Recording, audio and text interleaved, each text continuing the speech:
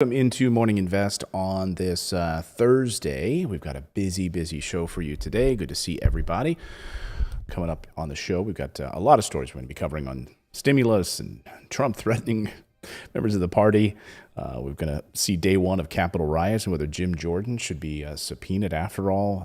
We're going to be looking at miners that took to Wall Street. And you need another reason why mainstream media is awful. CNN gave us another one yesterday.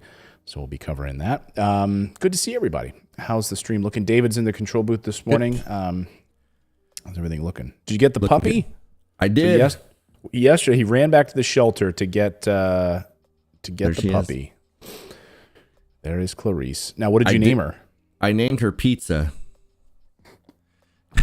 Really? Yes. Pizza? Yes, and she has a pineapple collar.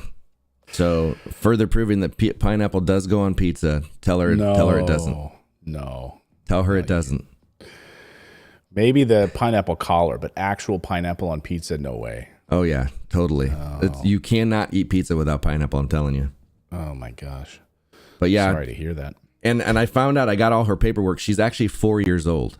So Really? Yeah. Wow. Yeah. Look at that. Well, congratulations. Yeah, thank you. It was so funny because like when I said, let's go to bed, she ran up the stairs, ran in through the bathroom and jumped up on my bed and already knew where to go. It was like she never left. Wow. Oops. Wrong camera. There she is. There we go. So Grover has a friend. So now does she sleeping in your studio? Yep, this is right down here by my foot. See? Can you say hi? Awesome. Can you say hi? Why didn't you name it? You should have named her Taco. Well, that's masculine. Oh, right. It'd have to be Taka. Masculine? Yeah. Taka? If it has an O, it's masculine. Oh, I didn't know that. Yeah, no, I was going back and forth between Tuna was one that I wanted. I was trying to go Beatles, and I was thinking of Rigby, but it just didn't fit her. And then I was walking, and I said pizza, and she stopped and looked back at me like when I said that. And Jennifer said, "Oh my gosh, that would be the cutest name." And I was like, pizza. And every time I said it, she'd stop and look back, and I was like, okay, it's pizza. It's funny. Have you seen the show Lupin on Netflix? No. It's a really excellent French show. It's English subtitled, but it's excellent mystery sort of. I don't know how to describe it, but it's really really good. And there's a dog that ends up getting rescued, and the dog barks every time he mentions the bad guy's name. He's like, I got to get rid of this dog. Every time I mention what's his name, he barks, and you hear him all the way in the other room. It just becomes this running joke through the whole show. Every time you just hear it faintly in the background. Well, we're looking for a new show. We started watching a couple Netflix shows, and we're just like, these are lame, and we stopped. So we just finished Dexter. We watched the whole 8 seasons. Oh, I can't wait because the new season of Dexter starts very soon. Yeah, that's what I heard. So that there's a trailer already? There's a trailer. Yeah, we just watched it the other night. So there is a new trailer for Dexter. And he's like basically in hiding, you know? Awesome. Well, that's cool. Cause I told her, I said, hey, you've never seen this. You've wanted to watch it. We should watch it because I heard there's a new season coming and we could be ahead of the game and be all caught up and know the story. So we watched it. She loved it. And so that's cool that there's a new one coming. Yeah. And is it going to be on Showtime? Showtime? Okay. Yeah. We started watching 6 Feet Under, but she didn't like that one. Oh yeah, I never really got into that. I really liked it. People loved it. Yeah, I never really got into it. And you still haven't watched Breaking Bad, is that right? No, so I've watched a few. I just didn't get into that one. Yeah. Oh man, yeah, that should be the next one. Get fully invested in that. That's a. Yeah, that's what Ozark. I watched. I just rewatched season 3 of Ozark because that's about to. Season 4 is about to come out. That's a great show. No, I haven't seen that one either. No, we watched one of the other ones that we're looking forward to and hoping they come out with another one is The Morning Show. I think it was called that's good. The Apple series. Yeah, Dara says Bob Odenkirk is in stable condition. Speaking of Breaking Bad, because Better Call Saul, he collapsed the other day. Some Oh, heart wow. issue. Yeah, on the set of Better Call Saul, the sixth and final season of it. So everyone's like, it was amazing to see all the outpouring of support. That guy's awesome. Well, and Dusty Hill from ZZ Top died too. I saw that. Yeah. I never saw them in concert. I had tickets once, but I didn't get to go because I had to work. But I really like Billy Gibbons' guitar playing. I was never really into. Yeah, the finale was lame, Darius. I agree with you on Dexter. I wasn't a big fan. Hey, you're of that. supposed to be in your pip with your thing the whole beginning. Oh. Come on, man. I didn't know if it was too small. Come on, man.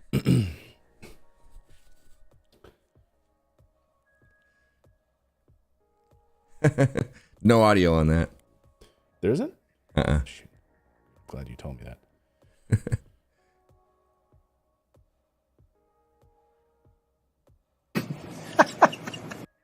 Better? Yes.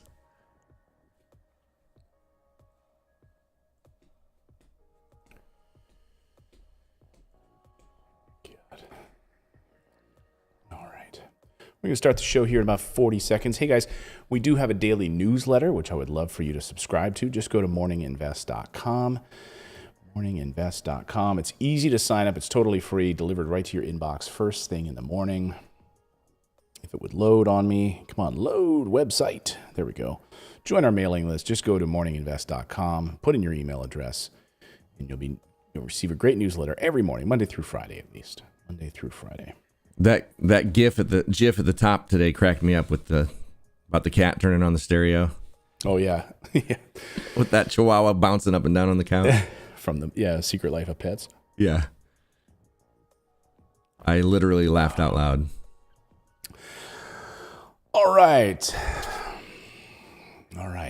And here, You ready to do this? I'm ready to do this. Grover's ready. Pizza's ready. Pizza's ready. Pizza's ready. All right. I got all my stuff in place here. Okay. All right.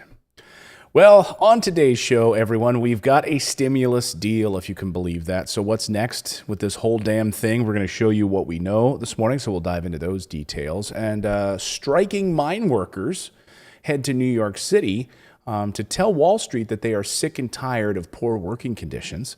They went right to the source, right to Wall Street. This was an interesting striking yesterday, and we'll show you that video and hear from some of the miners that's not getting any mainstream media coverage. They literally go right to Wall Street, and there's no mainstream media coverage of this at all. You won't see it on CNN. You won't see it on Fox. You won't see it anywhere. You can't talk about it, I guess. And Capitol Hill riots, day one. We saw the testimony yesterday, some really troubling testimony. And Jim Jordan, Republican Jim Jordan, has some splaining to do this morning. We're going to play you his audio and see him backtracking this morning. So Morning Invest on this Thursday morning starts right now.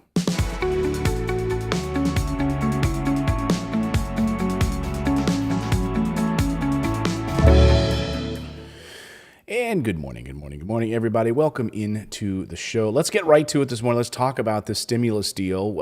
You got to give these guys credit. Somehow we have to give these guys credit. They actually managed to pull it off. The bipartisan infrastructure group of 10 senators and the White House managed to actually get an infrastructure proposal locked down on Wednesday night. They worked pretty hard to get this done, so I don't want to take away any credit from these guys. They actually did some pretty hard work on this, and they got a large majority to vote on this to advance it to the Senate floor. Even Mitch McConnell signed off on it and voted for it.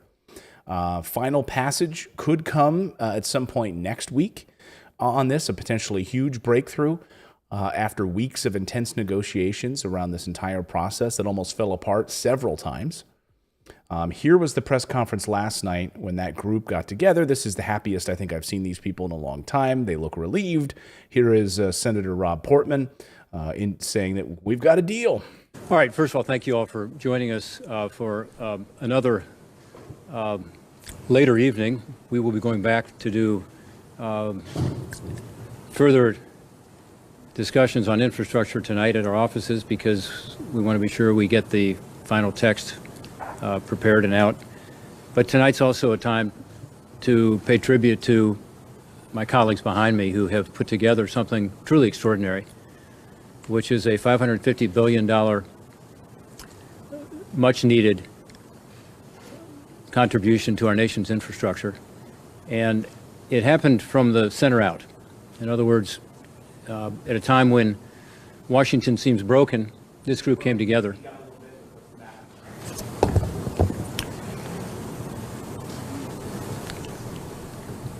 At a time when Washington seems broken, this group of members behind me came together, along with others, and decided we were going to do something great for our country. Every American believes that roads and bridges, ports, waterways, even our digital infrastructure needs to be updated. They know it. So they got it done. They got it done. We will wait for a final text on this whole thing. But Rob Portman, they worked hard on this thing. Give them some credit here. This was not easy. I think one of the big sticking points at the end here was transit. You know, how much money was going to be given to rural communities as opposed to urban communities. So they nailed that down finally. They had progress on all of that, and they moved forward. I should mention. Can we see the bill? No, not yet. You can't see it. Not yet. We can't see it. We don't even. So they all passed it already, but we don't know what's in it. Right. So here's what's next. So just so we can start sinking our teeth into the text of this. So here's how this is going to unfold over the next few days. So a vote on the motion to proceed, which would put the Senate on the infrastructure bill. Okay. So then they'll actually be working on it on the Senate floor. This is a simple majority vote.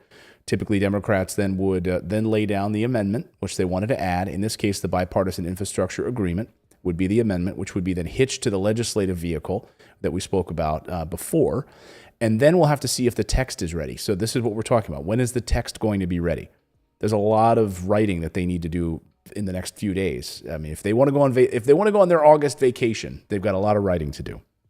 This weekend, they may have a weekend session. I hope they have a weekend session. They've got to get this done.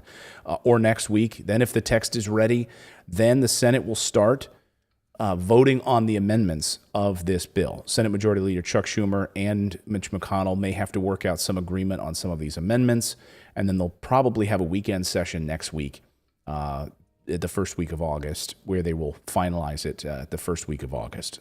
So that's where we are. We don't have a text of it. It's still unfinished. And by the way, it failed just a week ago. I mean, think about it. Like a week ago, this thing was dead in the water. And finally, they pushed through and said, look, there was an initial sort of filibuster by Republicans on this. Republicans were saying, we're not going to do it. We're not going to be involved in it. And they kind of pushed through on this. Among them was Senate Leader Mitch McConnell, who said he wasn't going to be involved in it. He said that he was going to stand up 100% against this bill. That was a week ago. I wonder what they threw in it for him. Right. So that's we're on board. Right. Let's throw this in for Mitch. Let's throw this in for this. And isn't there still a chance that Pelosi could block it or whatever? Or is she completely out of it now because of Schumer? Well, it's because it's an amendment to their initial bill. So we already have their framework on infrastructure, and this is basically an amendment to the House version of the bill. So not to get too down the rabbit hole on it, but you can almost guarantee that. When this passes and we finally get the text, we're going to see why they were all so excited and bipartisan. Yeah, they're all super happy because, we're going to see how many pork projects. We're going to see how many bridges and roads will be named after different people in this committee. How many people's pockets have been lined as a result of it. And we're going to see all of that in the next week or so.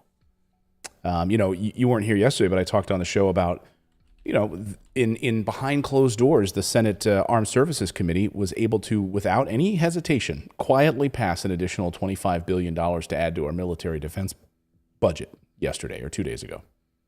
Bipartisan support. Behind closed doors, the public didn't get to see it. It basically went to help build more, shore up our nuclear weapons. Like $25 billion. No argument, not public hearing, nothing. Popping champagne bottles and yeah. I mean, they're probably all like we don't get to see their face behind the scenes when they get to pass those bills. No, they just pass them quietly, and we learn about it in the press, and no consideration at all. But even if the Senate agrees to begin considering the bipartisan framework, final passage remains uncertain because Republicans are will demand an amendment vote. and input on the bill to once again sort of face this 60 vote threshold to close the debate.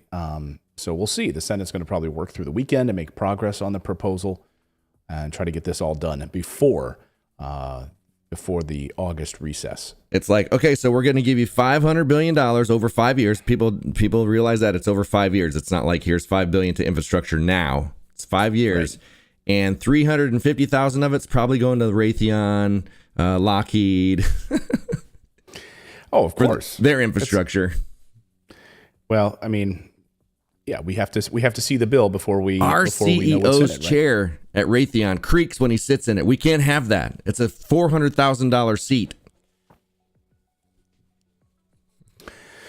I love that Kristen Sinema, by the way, was one of the lead negotiators on this. See her just was she the one standing back there? Kirsten Sinema, yeah. She doesn't even look like she's like, I want to be somewhere because else. They travel on Did those she roads, curtsy on her way out? Did she go? Well, we're gonna get to her in just a second. Was she like, I'm out of here? Yeah, of course. What? Oh, that was that was the raising the minimum wage, right? Yeah, $15 an hour minimum wage. Curtsy. I'm out of here with my nice bag. Yeah. You know, so she was one of the lead negotiators on this. She said she wanted to thank everyone who is deeply committed to demonstrating to the country and to the world that our government can work. Right. It can work when it benefits them. Exactly. I love how we pretend like we've really, I mean, obviously this is benefiting you. This is benefiting what you're going to bring back to Arizona. This benefits you're going to get your name on back in Arizona. Of course it does. Maybe she's getting the cinema, like a movie theater named after her or something. There is discussion that Elizabeth Warren, I mean, there's some progressives who are not happy about it. Elizabeth Warren saying, there are things I like and there are things I really don't like. And is she not saying what the thing she doesn't like is because they're not letting anybody know what's in it yet? We don't know. So she's just like, there's some things I like, there's some things I don't like. No, Can't tell you what they are. I've been going through a number of different text documents this morning on what might actually be in this bill, and there's nothing we don't know yet. I mean, we really don't. So where are you coming down on where are you coming down on these questions? We don't know. I don't know what she's really doesn't like. We won't know, I guess, until next week. Well, you know that you've got Manchin and Sinema back there, right, in the camera. So they obviously wanted them on camera because it's like they've been messing everything up. Let's get them in there and show that they're finally working with the people, so we can make them kind of look good again. They looked bad there for a while, but if they're standing there and they didn't want minimum wage increases, they didn't want anything for people, then you have to know that something in this is benefiting them and not us. Otherwise, they wouldn't be standing there. I mean, look at the laundry list of people that's in this, this presser. Deal with. Look at that. You've got Joe Manchin back there, Kirsten Sinema. You've got Susan Collins of Maine, Rob Portman. All people who said no to raising the minimum wage for the American people, right? To $15 an hour minimum wage. So we can stand up there and talk about investment in jobs, but we can't support Medicare for all. We can't support a $15 an hour minimum wage. None of it. Well, then was the trillions of dollars that Biden had first said he wanted to get out of this, was that over 5 years also? Like, has this been over 5 years from the beginning, or did they cut it in half and then spread it out over 5 years? Well, it was supposed to be spread out over a number of years in the original House bill.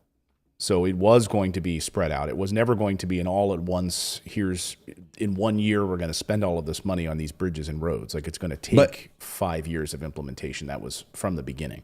Okay. But understand, we're spending $750 billion a year on infrastructure for countries that we destroy.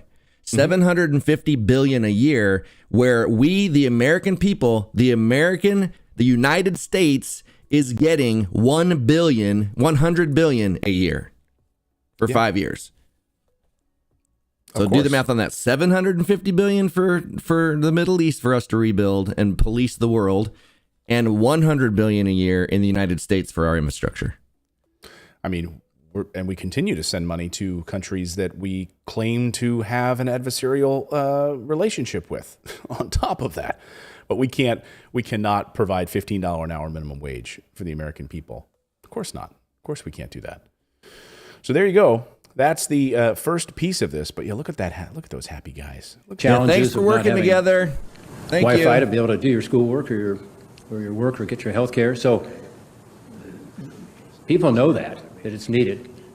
People know that. Yeah, they do know that. That's what why did he we've been just asking say? For it for years. Talk about Wi-Fi and infrastructure for broadband and that sort of thing. So we got more to get to here. We're going to talk about what's up next for this $3.5 trillion human infrastructure package and why that woman right there in red could be standing in the way. But first, this. I know that many of you want to build a better future for you and your family. You want to make more money, and that's why Skillshare is sponsoring today's video. You see, if you want to learn how to trade this market, make life-changing money, then you need to spend the time learning, and you can do that right now with Skillshare. Skillshare offers thousands of inspiring classes for creative and curious people on topics including illustration, design, photography, video, freelancing, and more, like day trading the stock market. Exactly. Like, I highly recommend the day trading class called Tackling Trading with Matt Justice. He's a successful trader and a teacher, and he gets you set up with his 7 steps to trading class. You can check that out and you'll be up and running in no time. Or maybe you want to start a YouTube channel of your own and share your message with the world like I do. Well, there's no one better than Marquez Brownlee, who teaches you how to script, how to shoot, and how to edit and build a powerful YouTube channel. It's incredibly affordable. You could be on your way to trading this market or building your YouTube channel. And what's amazing is the first 1,000 people to use the link in our description will get 1 month free trial of Skillshare. Again, the link in our description. The first 1,000 people to use that link will get a month free trial of Skillshare. Thanks, Skillshare. All right, thanks to Skillshare. And let's move the stories along today. So we just talked about the first part of the stimulus deal, which is the infrastructure piece, the roads and bridges piece of this. Well, now we have to wonder what's going to happen with this second piece of the infrastructure package, which is the $3.5 trillion infrastructure piece. And it turns out that things aren't going so well if you're the Democrats, and you have to worry about what's going to happen with Kyrsten Sinema, who, of course, was there, standing there just a few minutes ago in that last video we showed you, supporting the bipartisan infrastructure bill. So here she is now, basically saying, I'm not going to stand this really doesn't stand any chance, the $3.5 trillion. This is the human piece of this. This is the piece that I've been most interested in. She says, basically, does not support the $3.5 trillion budget plan, major components of President Biden's agenda. And she told the Arizona Republic on Wednesday that she had reviewed the Senate Budget Committee's spending framework and has told the Senate leadership that that she supports many of its goals, including job growth and American competitiveness. I've also made clear that while I will support the beginning process, I do not support a bill that costs $3.5 trillion. And in the coming months, I will work in good faith to develop the legislation with my colleagues in the administration to strengthen Arizona's economy and help Arizona's everyday families get ahead.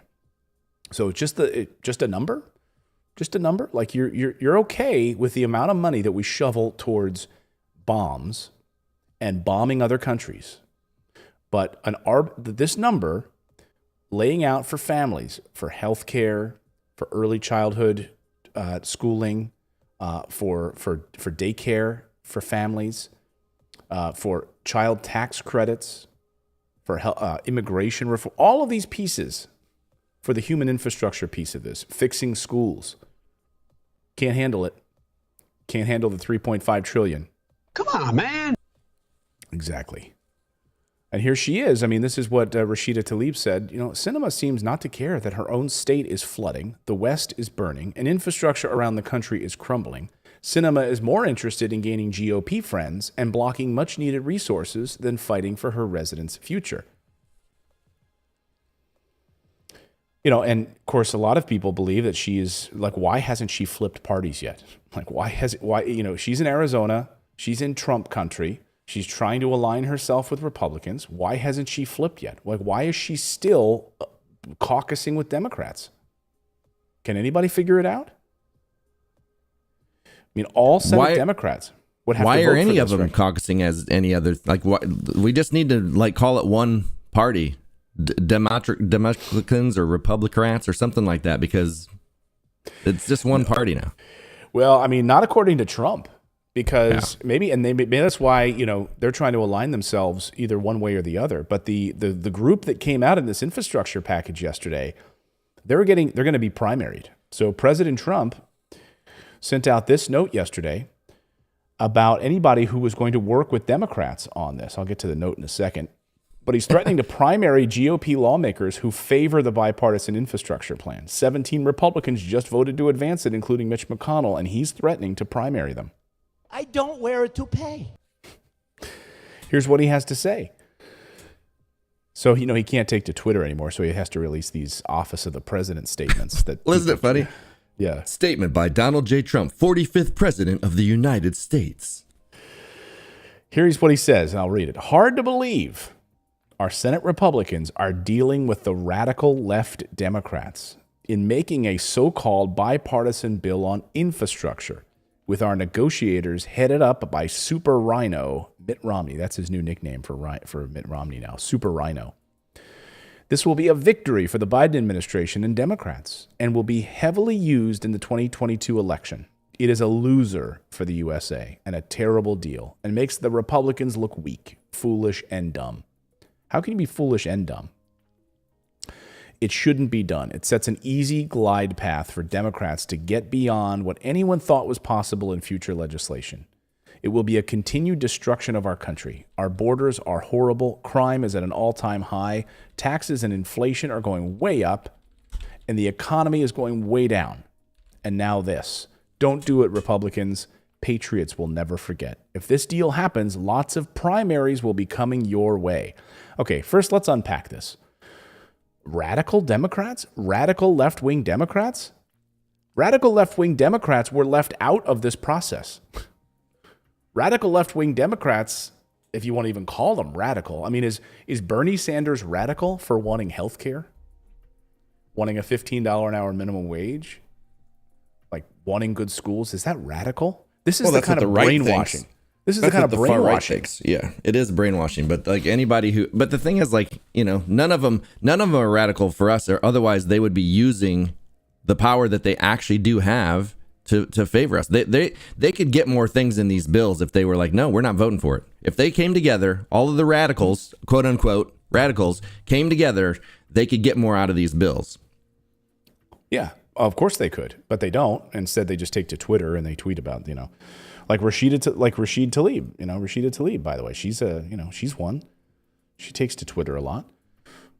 She's one of these. She could be considered a radical lefty. She's not in these negotiations.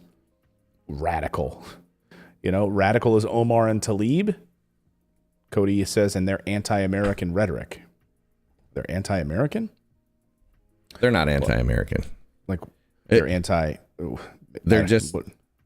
I don't know what I think they're just like anti. Actually doing anything.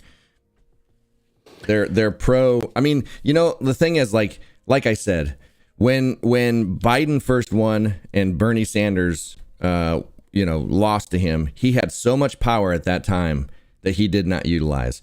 AOC has a ton of power on social media and all that stuff, and she's continually losing it because she continually chooses to advance her career rather than standing up for the people. They're all doing that.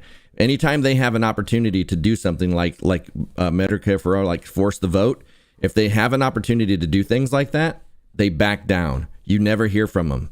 They don't utilize the power that they have, because the power that they have could make them unpopular with the other senators and Congress people, but it'd make them more popular with the people. I guarantee that. And does it make it anti-American, though, to call out America's problems? Heck no. That's the thing. I don't understand that. When you call out America's issues and you point out the inadequacies, does that make you anti-American, or you want to improve? That would have made all the founders anti-American. Right. Anytime we've added an amendment to the Constitution, that would have made them anti-American, I guess. Right. Stand up for stand up for America. Stand up for America. So yeah, I mean, just to unpack that a little bit further, so you're, first of all, these left-wing radicals.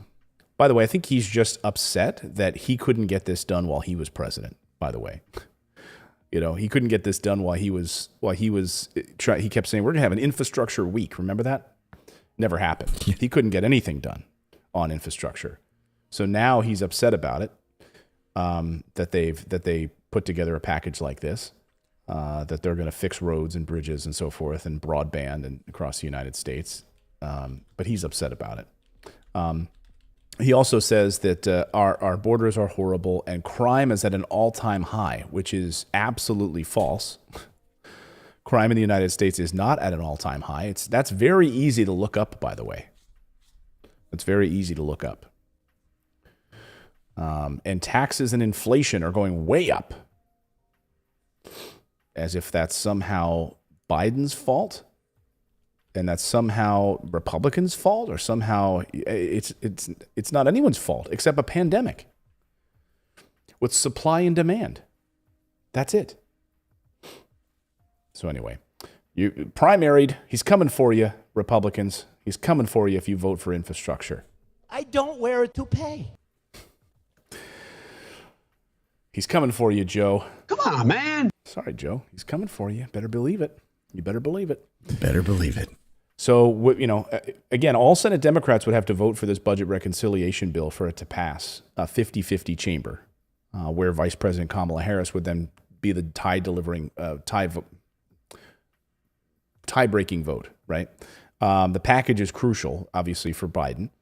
And if Kyrsten Sinema or Joe Manchin say that this price tag is too high, we need to come down. We're okay spending this amount of money on bombing other countries, but when it comes to helping our own country, we just can't do it. We just can't do it.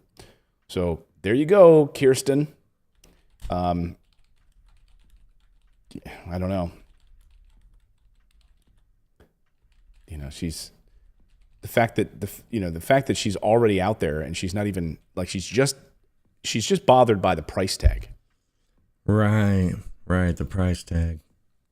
Like it's her money. Right. She's really concerned. She walks into the Congress carrying a Coach bag. Mm-hmm. Wasn't it like a Coach or whatever? Like some designer bag, and she's worried about our money. Like she's panicked because they're going to spend our money. Like we are telling them how to spend our money. We have voted. We have taken polls. We have said, hey, this is how we want you to spend our money. We want you to send it to us. We want you to help us. They're like, no, we're not going to help you with your own money. We're going to send your money over to create more wars. We're going to send your money to our donor buddies. We're just going to distribute your money wherever we see fit, but you don't get a say in it. Once you give it to us, it's our money. AOC tweeted, good luck tanking your own party's investment on childcare, climate action, and infrastructure while presuming that you'll survive a 3-vote House margin. Outside of the Beltway, Arizona State Representative Jennifer Longden, a Democrat and small business owner, highlighted the need for additional funding for adults in the healthcare realm. See, we need this. Why would our own senator be against this here in Arizona? Arizona was just ranked last in CNBC's roundup of worst states in the United States to live in for health, medical attention, air quality, infrastructure. I mean, you would think that she would maybe take heed with that and I want to do something about it in Arizona. Maybe it was rated the worst in health because it's where all the elderly people go from all the other states when they have health conditions. They're like, you need to move to either Arizona or Florida. No, I mean it literally is because of the actual care that you receive there. Yeah, it's really terrible. I mean, if just honestly, it's terrible in every state. I mean, if we had Medicare for all or something like that, like, okay, that's one thing, but like you don't have that in any state. People are dealing with like there should not be medical debt in this country. There should be zero medical debt. Yeah. When's that going to go away? Yeah. Would love to see that go away. Coming up on the show, we're going to talk about some amazing moments. You want to see this video from Jim Jordan yesterday at this over the Capitol Hill riots testimony. And this guy's in a lot of trouble and some real serious questions about what he knew, his involvement in speaking to Trump on that day. We'll get to that. Also going to look at the striking miners in Arizona and in Alabama that headed to to Wall Street. And this is some unbelievable footage we're going to show you on Wall Street. And finally, and by the way, mainstream media didn't cover it at all. I should mention, someone emailed me last night and said, Clayton, hey, FYI, you don't need to remind us that the mainstream media doesn't cover things. That's why we watch you. And I said, well, thank you. I appreciate that. Maybe you're right. But maybe I do need to remind people, because if you're just flipping through YouTube for the first time and you're like, what is this news show about?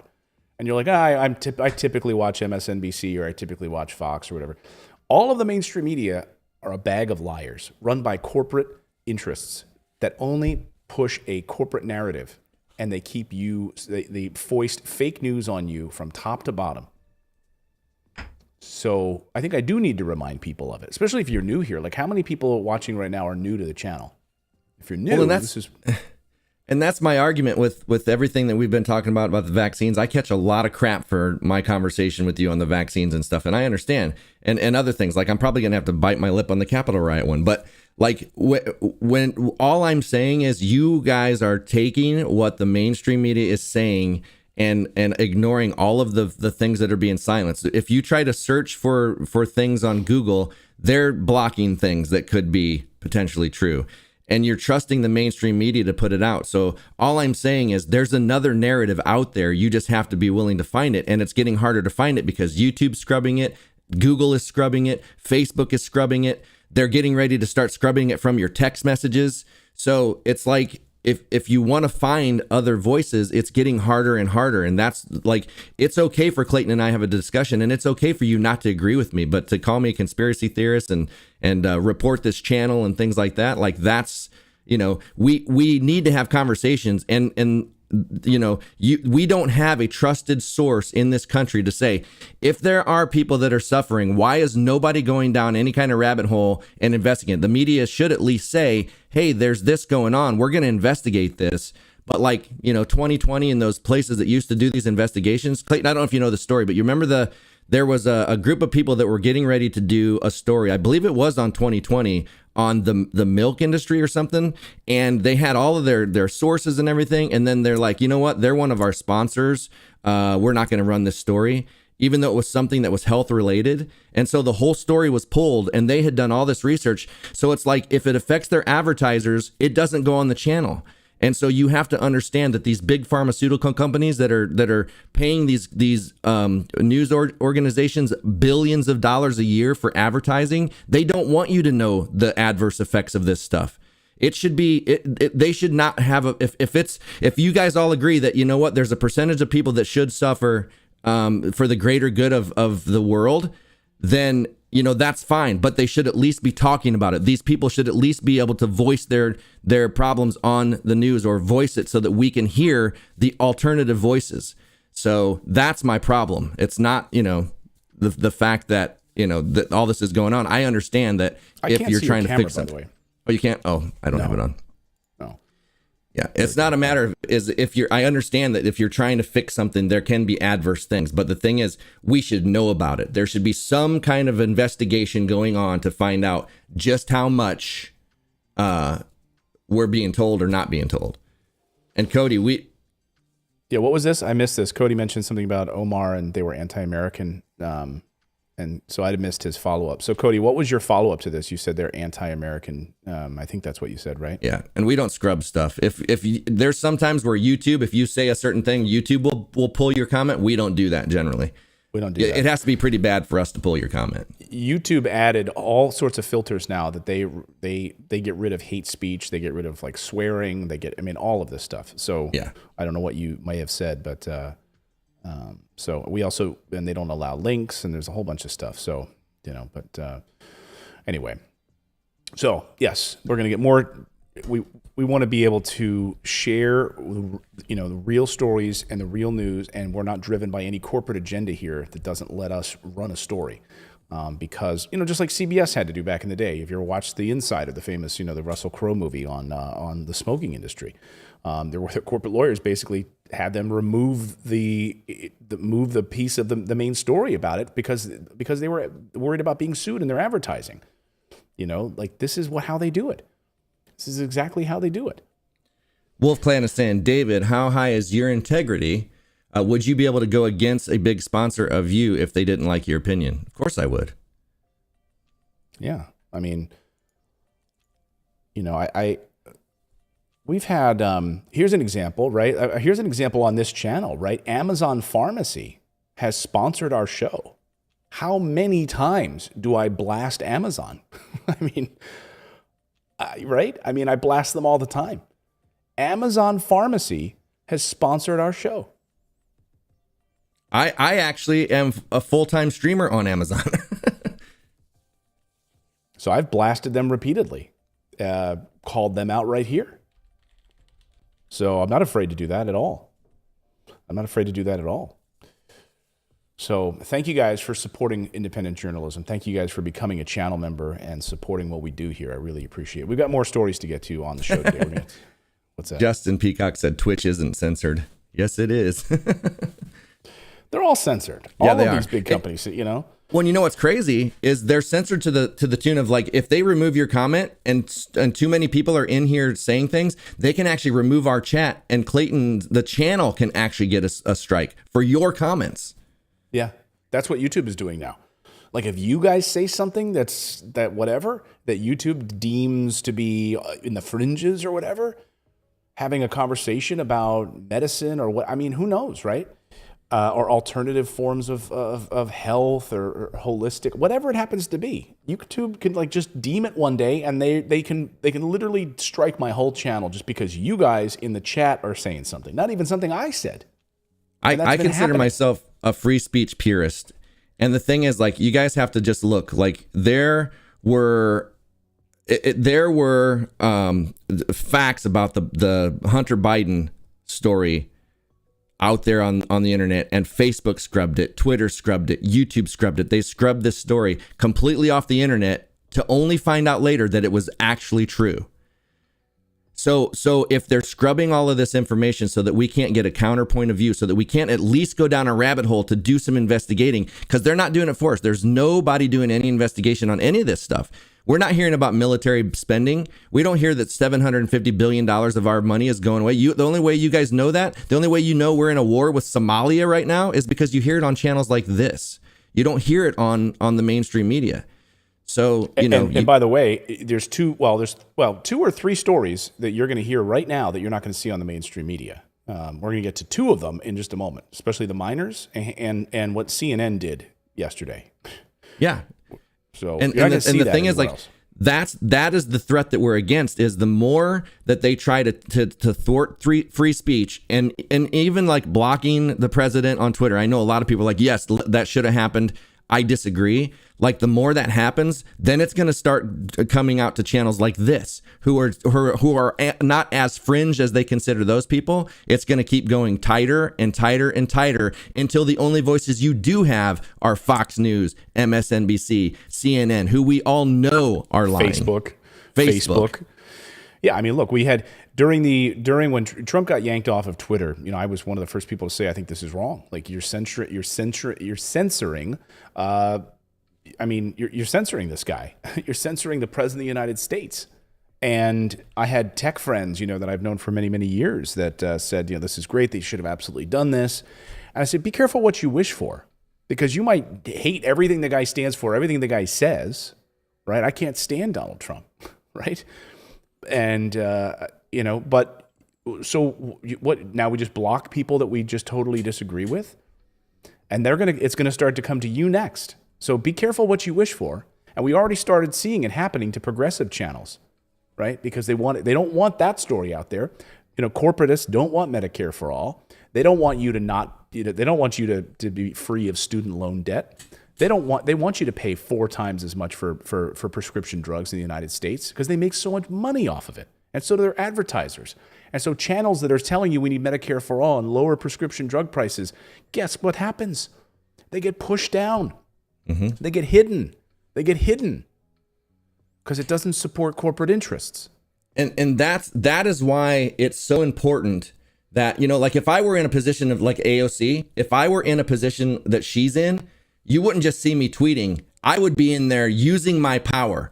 I wouldn't care what Nancy Pelosi thought about me. I would not care what any of them thought about me, because you know what? If I was in there and I utilized my power and I used the power for my people, those people would become evangelists of yours rather than just supporters. Like you would not lose an election again if you actually went in there and fought for the people. But the thing is, they say they're going to fight, they say they're going to do this, and then when it comes time to actually, like, okay, I've got some power, I've got some leverage in this, I could use it, but, you know, I kind of want to advance my career. I'd hate to lose this job, you know, and so they choose not to use that power. So, you know, well, Francis is saying this is partially true, Clayton, but Clayton, what Trump was doing was very dangerous, and we're still paying for his antics. Well, I agree, he's dangerous. We're going to talk about exactly how dangerous he was in a second. But what I'm saying is that the reason that that Jack Dorsey gave for yanking him off of Twitter was hilarious, because the things that he cited happened months beforehand. So he was hypocritical, and there's way worse stuff that had been happening on Twitter than what Donald Trump was saying, by the way. And then who gets to decide? Like Jack Dorsey and his corporate. I mean, Facebook hired military screeners to tell us what is okay to be on Facebook. Military industrial complex screeners to tell us what's okay for Facebook. Like, these are the people that they're hiring to tell us what is free speech, what is okay and what's not, what's hate speech, what's violence, promoting violence, etc. I get all of that. And yes, it is a private business. But also if you look at what we're still paying for from the Clinton era, from the Bush Senior era, from the George W. Bush era, we're still paying heavily for the things that he did. I would argue way more than what we're paying for with what Trump did. Yeah, I mean, we could go down this rabbit hole even more deeply, but we got a lot more to get to on the show today, and we're going to get to what happened at the Capitol yesterday with Jim Jordan and Alabama miners and a whole bunch of other stuff. So I got to keep the show moving along, guys. Thank you for the great context here and questions here. I want to tell you about our friends at ScoreMaster. So a lot of you watching right now dealing with a credit score that's not so great, right? Did you know the average American has 97 points they could add to their credit score, but no idea how to get those points? Well, the data scientists at ScoreMaster cracked the code on how. Adding 97 points to your credit score is like found money. It means fast loan approvals, huge discounts, low interest rates on everything from buying or refinancing a home to leasing a new car to applying for a credit card. How fast is ScoreMaster? One member raised his credit score 33 points in just 5 days. Another 43 points in a couple of weeks. ScoreMaster is so easy, it takes about a minute to get started. And if you hurry, you could get to try ScoreMaster for free. That's right. Try ScoreMaster free and see how many plus points you can add to your credit score. So go to scoremaster.com/invest. That's scoremaster.com/invest. Once again, that's scoremaster.com/invest. There you go. There you go. That is ScoreMaster. Our thanks to them. All right, next on the rundown, let's talk about the Capitol riots and some pretty heartbreaking testimony yesterday from different members of the Capitol Police. Obviously, those people who served with members who were killed that day at the Capitol. The people who we got to hear haunting stories of people that had brought all kinds of weapons and intended to shoot people in the head, intended to assassinate members of Congress. We heard about all of that yesterday. So we're just sort of getting to the beginning of this, but I don't want to get too much into the testimony. What I do want to focus on, though, is what Jim Jordan had to say. And, Jim Jordan put his foot in his mouth yesterday, basically trying to cover up the fact that he spoke with President Trump on January 6th, the day of the riots. Just watch Jim Jordan here try to spin this and try to get away with trying to hide this from the mainstream media when Brett Baer pushes him on this question. Watch this. And then we also have got another piece of video I want to show you back to back with this. Watch. The committee is obviously going to go down a number of different roads about who knew what when, who was talking to coordinators of the protest. Did you talk to the former president that day? I've talked to the former president umpteen times, thousands. I mean not thousands on times, January but 6th. countless times. I talked to the president. I never talk about what we talk about because I just don't think that's appropriate. Just like I don't talk about what happens in Republic. Look how nervous he is. Like, No, did you talk to him on the 6th? I don't care if you talked to him any other day, but like, did you talk to him on the 6th? And he's like, I'm just not going to answer. I talk to him all the time. I'm going to talk about what I talk about. Well, based on seeing him in Congress during testimony and stuff, when he's questioning people, he looks like he's like done a line of cocaine or something before this interview. He always does, man. This guy looks. I talk to him all the time. It's like Kramer inside that episode of Seinfeld where he gets. I bring this up, where he gets the free coffee, the unlimited free coffee, and he's like, I want my cafe latte. You can't tell me I can't have a cafe latte. I have a cafe latte. Republican conferences. So I've talked to the president numerous times. I continue to talk to the president since he's left office. January 6th, Congressman. Yes, I've talked to the president. I've talked to the president so many. I can't remember all the days I've talked to him, but I've certainly talked to the president. Yeah. So you just you look how nervous he is. January 6th. Oh, that day wasn't special, right? I don't know. I talk to him all the time. Yes, I talk to him all the time. So he quickly scoots in there that he spoke to him on the 6th of January. I'm sorry, you don't forget something like that, right? January 6th, like a huge day in American history, okay? A huge day in American history. We all remember where we were. We all remember that day unfolding. And especially if you're in Congress and you're talking to the man who just a few hours earlier invited people to go down the street towards the Capitol. Go down the street towards the Capitol. Like, did you speak to him that day or not? Like, you would remember that. Like, we all remember where we were on September 11th when we first heard about what was happening. To older people watching our show right now, I'm sure you remember exactly where you were when JFK was assassinated. I'm sure you remember, like I do, exactly what happened the day that the Challenger exploded, where you were, right? I bet you could all say it. David, do you know where you were when the Challenger exploded? I was in the library of my 6th grade classroom, I believe, watching it on the TV, on a roller cart TV. Yeah, I was home from school that day. My mom, she was painting the one bedroom. We were watching it on TV, and I couldn't believe it. We all remember this stuff. You would remember speaking to the President of the United States on that day. And on that day can you share any of the insight of what he was thinking about that day? Brett, the people we need to come testify are the people who can testify to the fundamental questions. Why didn't the United States Capitol, the People's House, have an appropriate security posture on that day? And what have we done? Those are the people we need to hear from. Yeah. That's the information and testimony we need to get. Not the people that encouraged people to break into the Capitol, that fomented violence on the Capitol. We don't need to hear from those people. We just need to find out just about look, I get it. I get that Republicans really, really, really don't want to acknowledge their own party's wrongdoing in any of this, right?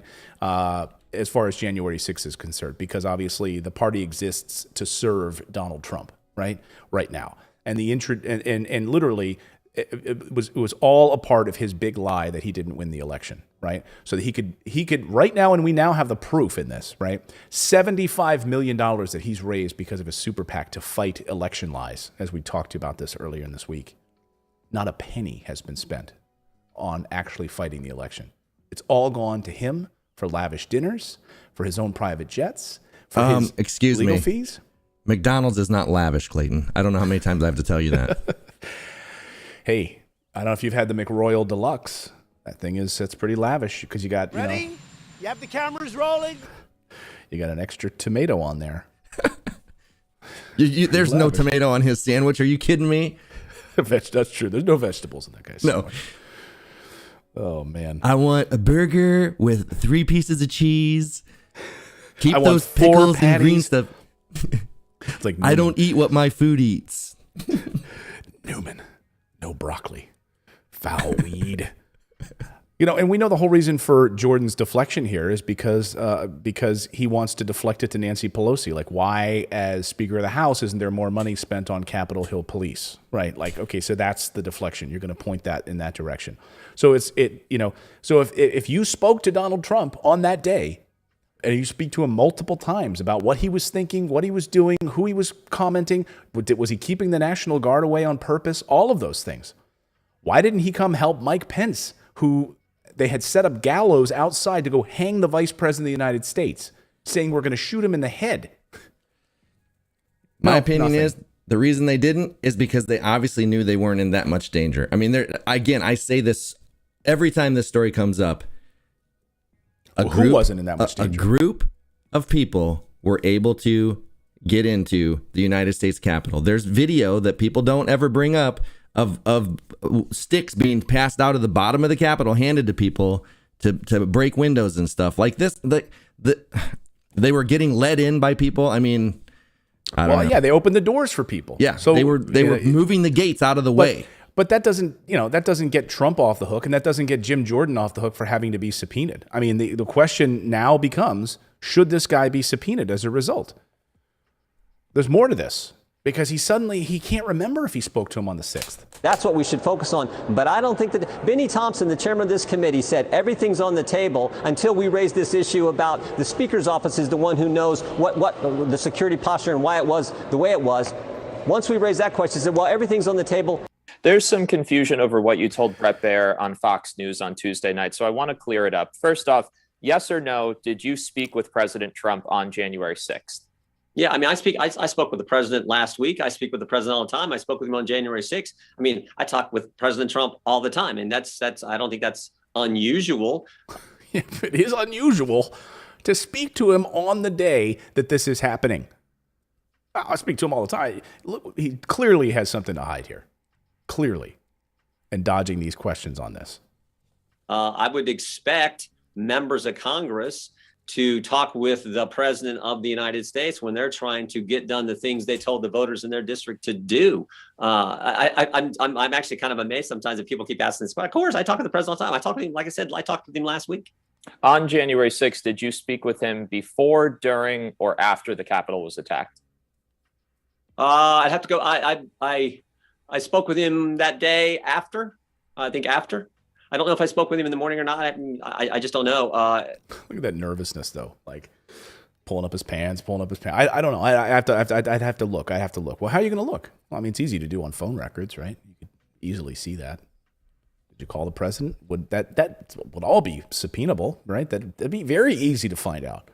You're speaking to him multiple times. Like, did you know? Like, were you begging? Like, you were there, and there were people running for their lives and wondering whether or not the National Guard was going to come in and save people. You know, Mike Pence had to be whisked off. Apparently there was like one corridor away from where he was the group was about to capture the vice president of the United States. Like, laugh about it all we want. This is no friggin' joke, in my opinion. And so, did you or didn't you speak with him? And what did you talk about with the president that day? And you're on the committee? Like, no wonder McCarthy wanted him on the committee. That's the most laughable part of all of this. So you, who spoke to the president of the United States, the guy who told people to go towards the Capitol, you're on the committee investigating it. Thanks to Kevin McCarthy. I honestly think, and Wolf Clan, this is my opinion. I honestly think that if those people were actually in danger, if those people really would have got close to Pence, based on what they did, I don't think he would have been hurt. They didn't hurt anybody, really. They broke in. They were walking through there. They were taking pictures. They were flying flags. There weren't anybody grabbing. Like, if that were the case, they would have grabbed the cops, tried to take them out of commission to get in. Like, it would have been a lot more violent if they were actually going to go in there and hurt one of these people, I think. But they killed people. I mean, well, no, the cops, the only one that died as a cop, or was a girl that a cop shot. The guy that they said got hit with the fire extinguisher, that didn't happen there. There's proof that he did not die because of the Capitol riots. But Sicknick was killed. No, that's the guy that's not true. He wasn't killed there. What about the guy who was literally being crushed inside of a doorway, the police officer who's begging for his life? Well, there was a female that was shot there that was a protester. That's the only death that happened there.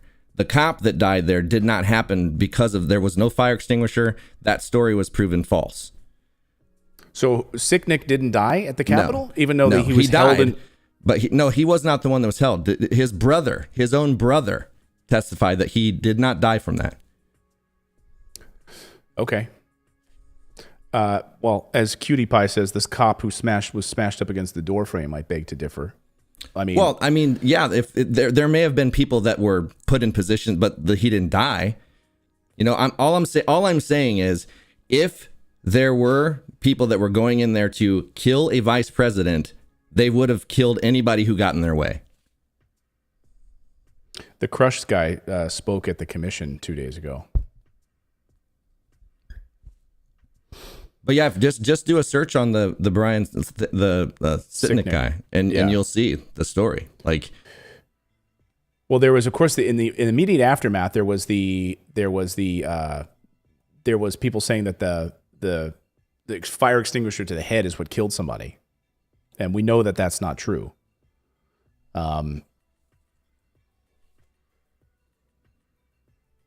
So here's this is Brian Sicknick. The evidence-free claim that Capitol Police Officer Brian Sicknick died from injuries suffered on January 6th reemerged Tuesday during the first day of the hearings at the Democratic-led House Select Committee's inquiry. Sicknick died the day after responding to the riot, which broke out as lawmakers counted electoral votes to affirm President Joe Biden's victory. They said that he had been beaten with a fire extinguisher, but the medical examiner concluded that Sicknick suffered 2 strokes and that his death was from natural causes. Okay. Yeah. And that's the thing.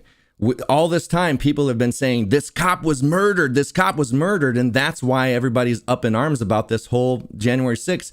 And they never come out and change the story and say, oh, no, we're sorry. That is not true. This is how he actually died. And his brother even came out about it. Right. And Ashley Babbitt, of course, we all know that. She was one of the rioters that climbed through the window and was shot by the unidentified Capitol Police officer as she attempted to climb through the broken window. Right. That was the only death. Yeah. So I can understand people being smashed. I mean, it's a riot. But the thing is, my opinion is, if they were there to murder a vice president and take him out to the gallows, anybody that got in their way of doing that, they would have done something to them. If that was their agenda, they would have been more violent the entire time. Those people were inside taking pictures. They were let in. There were sticks being handed out the windows in the basement of the thing. Like this was somehow allowed to happen, because you're telling me that the United States Capitol, where our government functions, was not protected from 100 or so Trump supporters. I just cannot buy that. Well, here's my opinion. I think it was awful what happened that day. I think people got really hurt. I think Agreed. that, breaking into the Capitol grounds and stealing government laptops, disrupting the election process, the smashing of the Capitol, smashing of doors, terrorizing those people who literally thought they were going to be killed. People on the outsides of those doors who were getting through multiple chambers before they were stopped. You had, Mike Pence saying that apparently they were one door or something away from Mike Pence at one point. The fact that you didn't have the president of the United States standing up and demanding that people leave the Capitol, instead the opposite is true, sort of gloating about it in the United States of America, when we claim to be this bastion of freedom, role of democracy around the world. So I think this should have never happened. People taking private jets to fly to Washington, D.C. to storm the Capitol, do whatever they were going to do. Setting up, who brings gallows? Who leaves pipe bombs outside of Democratic headquarters and Republican headquarters? Where's that information? Leaves bombs in our nation's capital. Who sets up a gallows that wants to hang Mike Pence on the lawn outside of the Capitol building? So all of this needs to be investigated. We need to get to the bottom of it. We need to find out, why it was the National Guard not there. We need to find out why did it seem like there were people high-fiving members of the Capitol Police as they came through the doors? Why did it seem like there were certain entrances that were just left wide open? All of this needs to be investigated. Truth, right? Facts. Let's find some facts here. That's what I want. And if it turns out that, guess what? There were people in on it in the Capitol. But the thing is, people don't obviously want the facts. You show people facts that he died of natural causes, and they still can't accept it. Well, but it still had to do with the riot. Everybody, there's a thing that I saw today, and I thought I saved it as a picture, and I want to show this because this is so true to how people are. Let me zoom in on this a little bit and go to my desktop.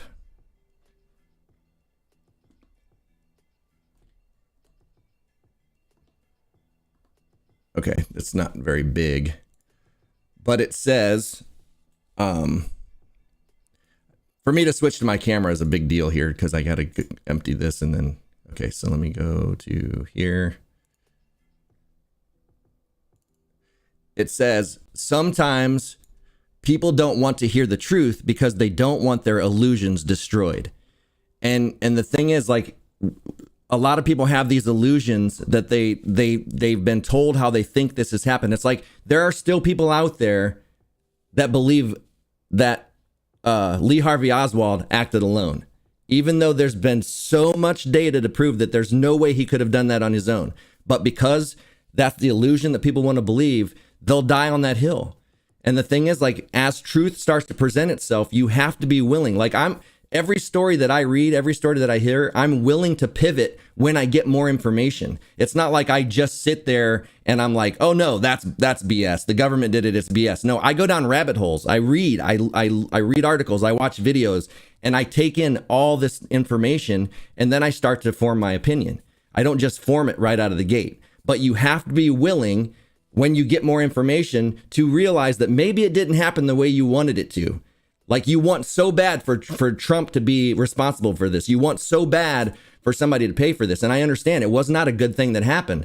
But when truth starts to reveal itself and facts start to appear, you have to be willing to change your opinion. You know, the thing is with Sicknick, it's like, of course. I mean, in my opinion, the guy died as a result of his injuries from the riot. You know, just, you know, one day earlier, whatever happened to him, getting hit, then taken to the hospital, and then dying from 2 strokes the next day, quote, natural causes. And yet the day before he was involved in a riot. Okay. To me, are they totally unrelated? That's what they're saying. They're totally unrelated. You know, it's like, I just don't buy that. The guy's, he's totally fine. He was just like there smiling, no problems. He rushed to the hospital, dies because of 2 strokes related to, is it something related to the stress of being involved in this? I mean, who knows, right? Heart condition because of it. I mean, to have it be totally unrelated, I find to be laughable. You know, I just don't buy that. I just don't buy that. But hey, that's why we're here, right? Yep. So that's why we're here.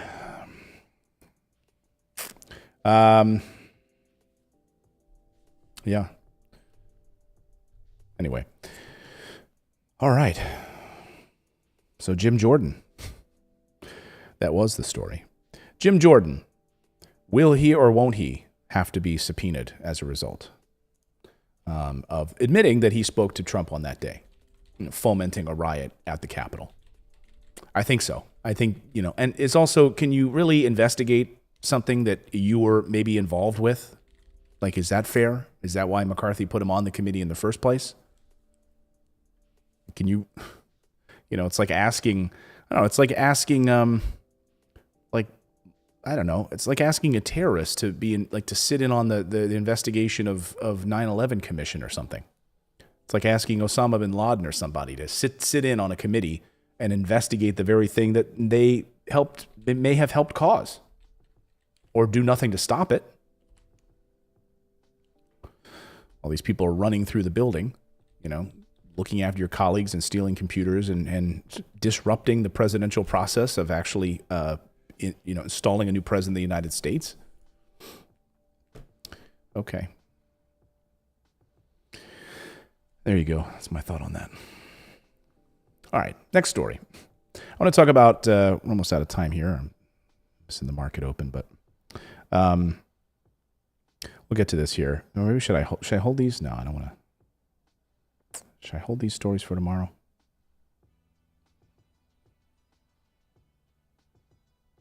What do you guys think? Which ones? The two stories I didn't get to. Do you have to do? Are you live trading today? Yeah.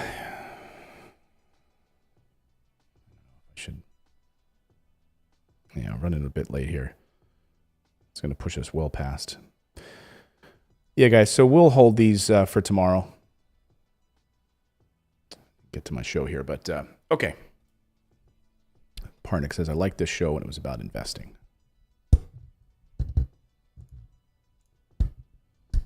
Stephen Hall's happy that you put me in my place. I didn't put you in place. I just totally disagree with you on on the Capitol. Like, I think it was horrible what happened there, and I think people got really hurt, and I think it's terrible for our country. And that's the beauty of our relationship. Clayton and I can completely disagree, and we're fine. We're not like mad at each other or like, oh my gosh, I can't believe he feels that way or whatever. We respect each other's opinions, and that's the thing. Like, you guys need to understand that Clayton and I have different opinions on things. We can all disagree. We don't have to agree on everything, and we probably never will. But that doesn't make me a conspiracy theorist. It doesn't make me a bad person. And Clayton invites me on this show because I have an opinion and to participate. So, understand that, like, he wants me here. Exactly. Yeah. I mean, if we don't have a difference of opinion, then we can't advance as a society. And that's the problem in the United States of America right now. It's that we can't. That, you literally have a news feed in your Facebook feed that's, it's tailored to you based on your like acquaintances. So you don't, it's ridiculous. I mean, we're sort of spoon fed this stuff now, and anything that's uncomfortable for you to hear, we don't want to hear it. Right. We ignore it. We'd rather have this warm blanket of watching crap like CNN. It's so much more comfortable in your echo chamber. Exactly. So everyone's saying they want to hear the CNN story. All right. So the CNN, here's an example of how. So, it's no secret my feeling on CNN. CNN is awful, right? I mean, the mainstream media is terrible, right? Just awful. They continue to spin yarns, continue to spin lies. They are, of course, driven by, they spend their time defending the interests of the military-industrial complex, the relentless bombings of civilians around the world by the United States government. They don't want to call attention to the fact that any of these presidents are responsible for crimes against the rest of the world. 900 military bases around the world. CNN is the worst. CNN is run by billionaires, just like most of the other news organizations are, but they continue to prop up corporate billionaire interests as it relates to the military-industrial complex on a regular, continual basis. Look, CNN made its money off the Iraq War. CNN was established thanks to the Iraq War. Right? That's how they really got put on the map, is thanks to war. So do you think for 1 second CNN is going to stand in the face of the military-industrial complex? No. In fact, they'll laugh at it. That's what CNN does. And good old Brian Stelter over there, who continues to put in ridiculous stories after ridiculous stories. You're cracking me up. Sorry, Brian, but it's true. So here is this happened yesterday on CNN, and Carl Bernstein, who I'm sure you probably know, Woodward and Bernstein. Carl Bernstein, of course, a great reporter from the Washington Post, who, along with Bob Woodward, uncovered the Watergate scandal and helped topple Richard Nixon as a result, uncovering what happened there. And a great reporter, okay, Carl Bernstein is. So he's on there talking about Donald Trump. And he said some things that are mostly true in many ways, but he kind of framed it wrong. But just watch CNN's response. Watch CNN's response to their guest calling the president a war criminal. Watch this. I find myself, Carl, after a week full of Trump delusion headlines, wondering where we are heading as a country. Where do you see us heading? Well, I think we need to slow down a bit and deconstruct some of the things that you've just laid out there. The first thing is I'm not a psychiatrist, and God knows all of us may have a degree of narcissism, but when we're talking about Trump, we're obviously talking about a kind of delusional madness, such as General Milley was talking about, that is on a scale and a scope that we have never experienced in an American president in our history. I think we need to calmly step back and maybe look at Trump in a different context. He is our own American war criminal, of a kind we've never experienced before. You just said war criminal. What do you mean, war criminal? I did. Well, in international law, there have been, quote, crimes against humanity. I think what we're talking about, Trump's crimes as an American war criminal in his own country that he has perpetrated upon our people, including the tens of thousands of people who died because of his homicidal negligence in the pandemic, putting his own electoral interests above the health of our people as they were slaughtered in this pandemic. Looking at his actions in terms of fomenting a coup to hold on to office in which the head of the American military, the chairman of the Joint Chiefs of Staff, has now compared Trump, not the press, not reporters comparing Trump to Hitler, but rather the head of the American military comparing him and his movement to brown shirts, to the Reichstag fire. This is a huge wake-up call to this country when General Milley, the head of the American military, has said this. And it fits as a piece with something so extraordinary in our history. It's not political. Trump is not just political. He transcends the political, and we need to start looking at his crimes in that context. You're going to get heat for talking about war crimes because there's, it's not as if the ICC is setting up a panel or anything. I find my The ICC, the International Criminal Court. You're going to get heat for that. You're going to get heat for that, for calling him a war criminal. I got news for you. And this is, maybe I'll get heat for this. Every president since World War II has technically been a war criminal in the United States. See if YouTube takes me down for that. It's the truth. Trump increased drone bombings over Obama by 430%. So Bernstein is right. He's just right on the wrong point, I think. My take on this, when I saw this, was, talking about the Capitol riot is one thing. So fomenting a coup is one thing. But looking past and not mentioning, you have the opportunity there, Carl Bernstein, to lay out exactly what you're talking about, to lay out and point to these war crimes that you're talking about. Well, how about, we could talk about bombings in Yemen, bombings in Somalia, killing of innocent people. Well, and just to be clear, so Bush started the drone program, Obama expanded it by over 400%, then Trump expanded it over 400%. And it is shown in a lot of research, but if you look at the data coming from those other countries, that 90+% of the people that die in those drone strikes are innocent people. Innocent. And the very first attack that President Trump signed off on when he became president was the attack in Yemen, and it killed a 7-year-old girl. And just so you know also, with no congressional approul, by the way, that is a war crime. Yeah, under the International Criminal Court, that's a war crime. So you're calling him a war criminal. That's gone out the window a long time ago. Yeah, but you're calling him a war criminal, and that's accurate. Yeah. When you bomb countries indiscriminately, without congressional approval, by the way, okay, and you're killing innocent lives with no authorization, that is a crime against the world. That is a war crime under the definition. Why is the International Criminal Court not investigating those things? That's maybe the larger question.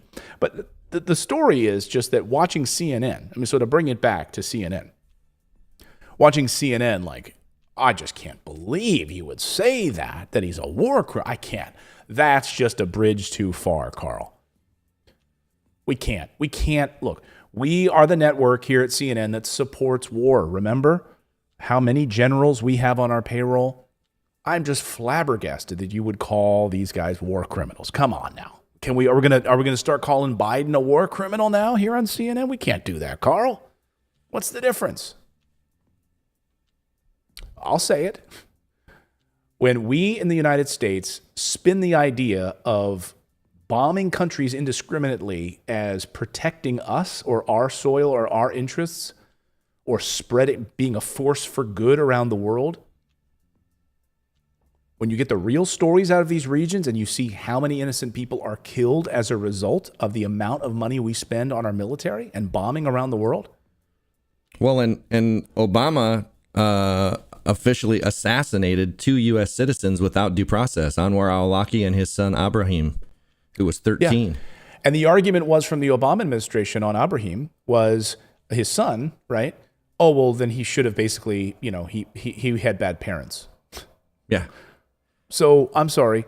So when did we start just without congressional approval, without any approval, we can just start killing the children of bad people around the world? That's what we can do with no accountability? And the kid was actually at a picnic with his friends looking for his father, who he had not yet realized was killed. So yeah, CNN So just that's a can't war crime. handle. So CNN just can't handle. You're gonna get a lot of heat for this. You're gonna get a lot of heat for this. Not just political. He transcends the political, and we need to start looking at his crimes in that context. You're going to get heat for talking about war crimes. You're gonna get heat for it because we can't touch that here. This is reliable sources. This is my show, Reliable Sources. I love the name, by the way, too. Reliable Sources. Where does your money come from at CNN? Where does your money come from? Maybe you should have a disclaimer at the very beginning that talks about the money that you guys get, where it comes from, why you can't tell the truth. Because it's not as if the ICC is setting up a panel or anything. Yeah, why aren't they? Maybe that's the question. Why is the International Criminal Court not looking more closely at the United States?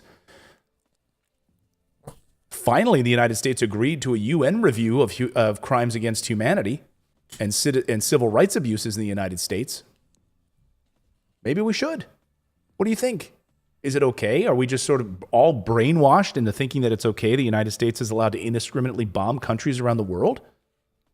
Well, and everybody's like, but it keeps us safe because we're protecting ourselves from terrorists. But the thing is, every bomb we drop that kills 90% innocent people, we create more terrorists. We're making us less safe with our foreign policy. But when you have $750 billion a year spent on military, we got to justify it every year. Yeah, we got to, and this is the George W. Bush spin, right? They just, why do terrorists come after us? You know why? Bush used to say, they hate freedom. Free. Yeah, freedom. They hate freedom. They hate our freedom. I think Uruguay is more free than we are. It's like, no, they don't hate our freedom. They hate us using our freedom as a cudgel and putting military bases in their backyard and killing their people indiscriminately. They hate our freedom. No, they don't hate our freedom. They hate when we kill innocent people. That's what we hate. I have a relative who's in the Marine Corps, and he was talking about he's so messed up from his time over there, talking about how they would just stand on the outsides of cities, and if they saw people moving, they just shot in there. Just shot into cities, not knowing if it was a kid, not knowing who, what it was, just shot it. If it moved, they shot it. Wow. Not surprised.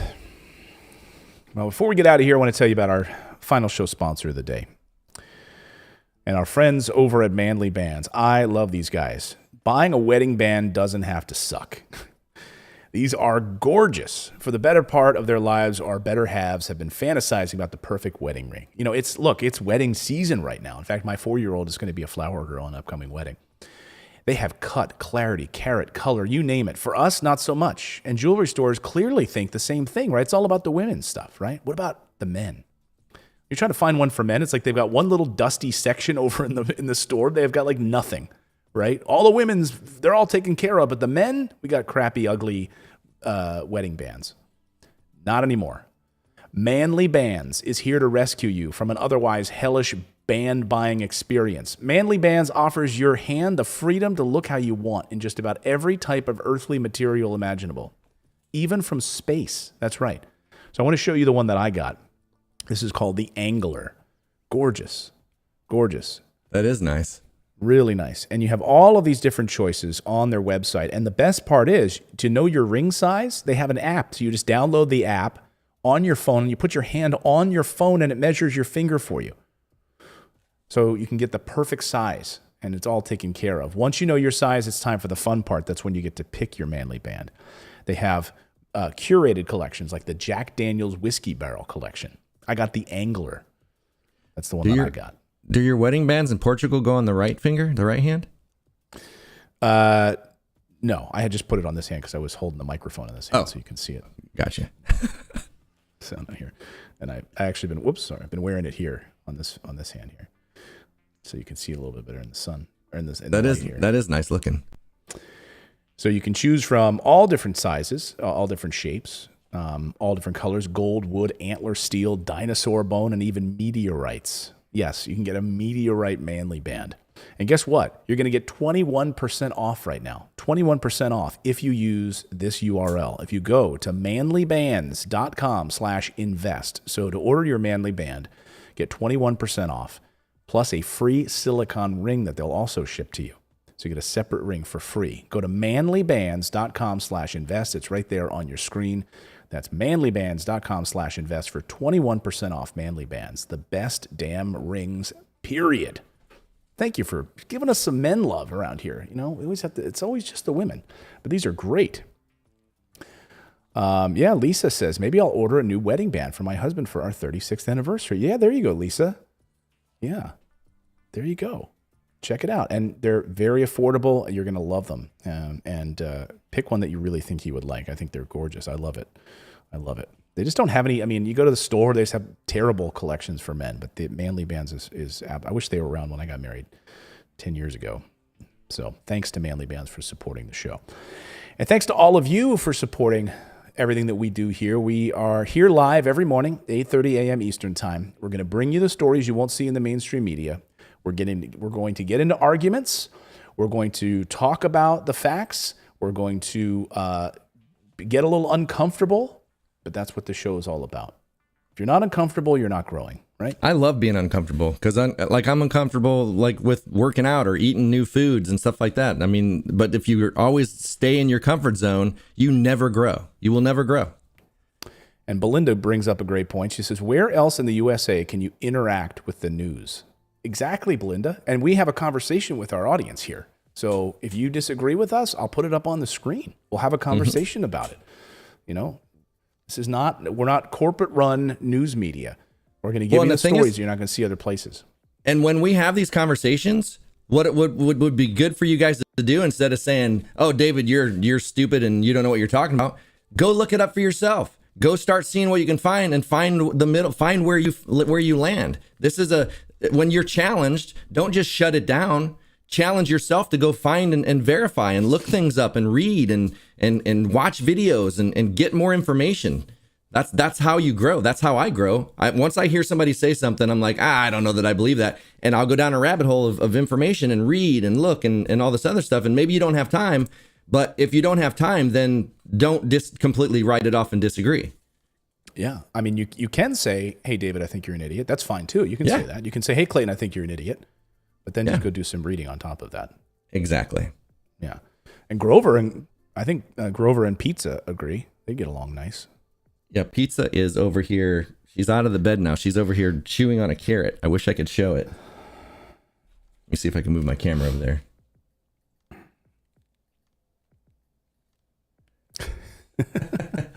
I can't find my PTZ camera. What? My remote. So I'm like, I got to find the remote. Yeah. Well, we'll have to Thank you guys. Thank you guys for a great show. Thanks for the heated back and forth. We'll be back here tomorrow morning at 8:30 a.m. Eastern time. Join us live, and be sure to turn on that little bell notification so you'll be notified as soon as we go live, the first thing in the morning. Peace out, everyone.